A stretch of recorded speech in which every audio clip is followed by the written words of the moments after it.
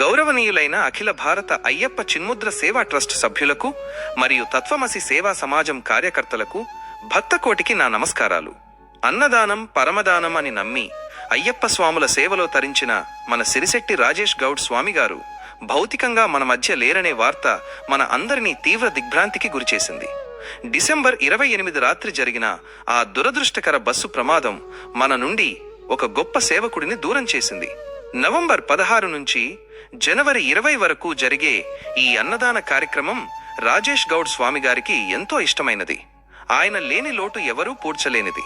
కానీ ఒక్కటి మాత్రం నిజం, శరీరం నశించినా చేసే సేవ అమరమైనది. రాజేష్ గౌడ్ స్వామి గారు ఎక్కడికి వెళ్ళలేదు.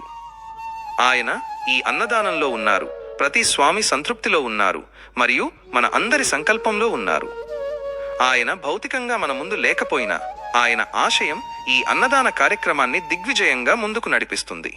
మనమందరం కలిసి ఆయన ఆశయాలను గౌరవిస్తూ ఈ సేవను మరింత భక్తితో కొనసాగిద్దాం.